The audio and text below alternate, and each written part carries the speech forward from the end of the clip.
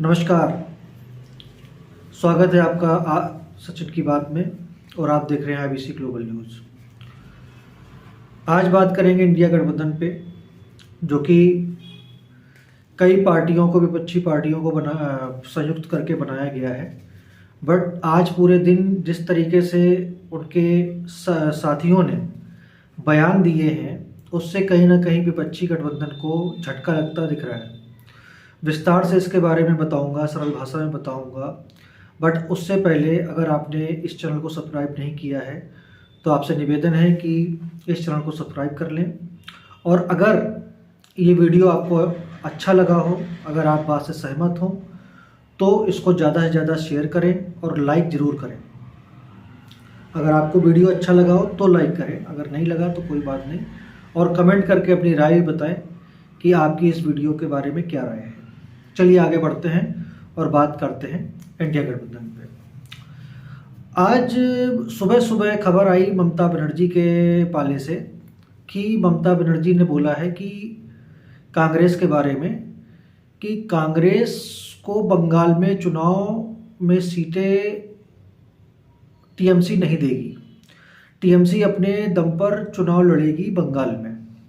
इसी तरीके से उन्होंने कहा कि जहाँ जहाँ क्षेत्रीय दल मजबूत हैं, जैसे उत्तर प्रदेश में समाजवादी पार्टी और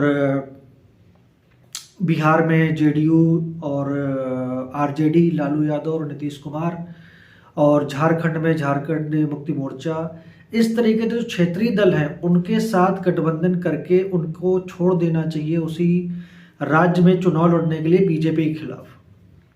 ऐसा उन्होंने आज सुबह सुबह बयान दिया, कल भी दिया था। उससे कहीं ना कहीं कांग्रेस को झटका लगता दिख रहा है, क्योंकि अगर हम बात करें उत्तर प्रदेश की तो उत्तर प्रदेश में अखिलेश यादव भी कहीं ना कहीं भी कांग्रेस को उतना भाव नहीं दे रहे हैं। अभी कुछ दिन पहले उनसे बोला गया कि राहुल गांधी की जो भारत जोड़ो न्याय यात्रा है, क्या आप उसका हिस्सा बनेंगे? तो उन्होंने कहा वो कांग्रेस की न्याय यात्रा है, हमारी नहीं है। तो इससे कहीं ना कहीं ये नज़र आ रहा है कि चुनाव से पहले जब इतने विरोधाभास हैं इन नेताओं के कि कोई किसी को टॉलरेट नहीं करना चाह रहा है, कोई किसी को मतलब बातों से सहमत नहीं है, सिर्फ हर महीने कहीं ना कहीं किसी राज्य में बैठ के फ़ोटो खिंचा लेते हैं और बस हो जाता है कि बीजेपी को हराना है, बीजेपी को। बट अगर ग्राउंड पे अगर आप देखें, ग्राउंड रियलिटी अगर आप देखें, तो अभी तक ममता बनर्जी एक स्ट्रांग लीडर है, तो उसका कोई वो नहीं। बट अगर देखा जाए तो और राज्यों में तो कहीं ना कहीं ये लोग खुद फंसे हुए हैं। ममता बनर्जी ने इसके आगे कांग्रेस को किसी भी तरीके से, यहाँ तक कि जो कम्युनिस्ट पार्टी है वहाँ पर सीपीआईएम और भी पार्टियाँ हैं, उनको भी सीट देने का उन्होंने कहा सारी सीटों पर टीएमसी लड़ेगी बीजेपी के खिलाफ। हम गठबंधन के एलाई हैं, आगे रहेंगे, बट यहाँ पर किसी भी तरीके का समझौता टीएमसी नहीं करेगी। इसी तरीके से उत्तर प्रदेश में अखिलेश यादव ने राष्ट्रीय लोकदल जयंत चौधरी के साथ सीट शेयरिंग का फॉर्मूला तैयार कर लिया। 7 के आसपास की सीट उनको दे दी गई। 1 सीट चंद्रशेखर रावण को, आज़ाद को दी गई। उनकी जो आज़ाद समाज पार्टी है उसको, सूत्रों के अनुसार जो जानकारी मिली उस हिसाब से अभी ऐसा कोई फार्मूला आया नहीं है और ऑन रिकॉर्ड आधिकारिक रूप से। बट कुछ दिन पहले जयंत चौधरी और अखिलेश यादव की मुलाकात हुई थी लखनऊ में, तो बैठ के बातचीत हुई है। बट कांग्रेस के साथ जिस तरीके से विरोधाभास देखने को मिल रहे हैं, उससे कहीं ना कहीं जो विपक्षी गठबंधन है उसको झटका लगना चुनाव से पहले लाजमी है। मैंने आपको बताया बंगाल के बारे में, मैंने आपको बताया यूपी के बारे में। अब बात करते हैं बिहार की। बिहार में भी किसी न किसी तरीके से नीतीश कुमार, वैसे ऐसा पॉसिबल, क्योंकि नीतीश कुमार की जो पॉलिटिक्स है वो पूरा, क्योंकि उन्होंने राजनीतिक जो विश्वसनीयता होती है वो कुछ पिछले 5 सालों में, 6 सालों में ख़त्म की है।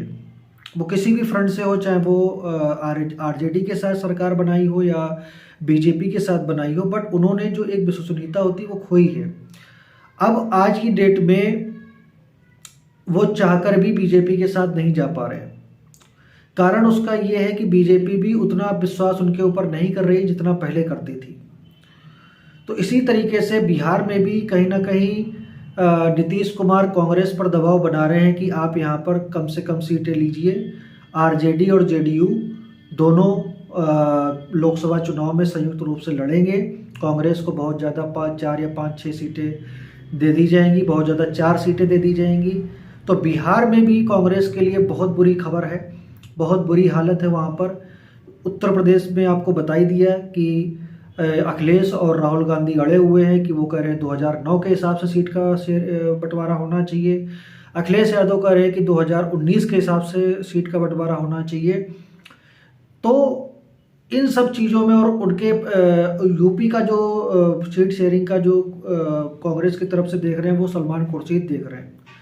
तो आप समझ सकते हैं कि सलमान खुर्शीद किस हद तक समझौता करा सकते हैं, मुझे कोई उम्मीद नहीं है।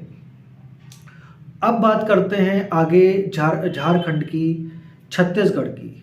झारखंड में ऑलरेडी हेमंत सोरेन और शिबू सोरेन, हेमंत सोरेन के ऊपर जांच चल रही है। ईडी का प्रेशर है, इनकम टैक्स डिपार्टमेंट का प्रेशर है कि आप जो है जिस डेट पे उनको बुलाया जा रहा है वो हाजिर नहीं हो रहे हैं। तो वो अपने लीगल टर्म में फंसे हुए हैं। सीट शेयरिंग का फॉर्मूला कैसे तय होगा, कैसे वो जीतेंगे। सबसे पहले तो सीट शेयरिंग हो, उसी के बाद भी आपको इसका गठबंधन का पता चल जाएगा। आप ये सोचिए कि मार्च या अप्रैल में अभी जो एक चुनाव आयोग की एक लिस्ट घूम रही है, एक ऑर्डर घूम रहा है, 16 अप्रैल 2024 टेंटेटिव डेट कुछ ऐसे करके मीडिया में वो चीज़ वायरल हो रही, बट वो सत्यता नहीं है कि अप्रैल या मई के आसपास चुनाव हो सकते हैं। और जनवरी चल रहा है, जनवरी ख़त्म होने को आ गया। बट अभी अगर आप देखें तो कोई भी बराबर इनकी 3-4 मीटिंगें हो चुकी हैं गठबंधन की, लेकिन कोई भी अभी फॉर्मूला तय नहीं हो पा रहा है। सब एक दूसरे पर ठीकरा फोड़ रहे हैं कि वो नहीं मान रहे हैं। ममता बनर्जी अपना अलग सिस्टम लेके चल रही है, अखिलेश यादव अपने गुमान में चूर हैं। इसी तरीके से मायावती ने ऑलरेडी बोल दिया है कि हम चुनाव अकेले अपने दम पे लड़ेंगे। साथ ही साथ झारखंड, बिहार के बारे में मैंने आपको बता दिया। तो इससे कहीं ना कहीं ये जाहिर होता है कि ये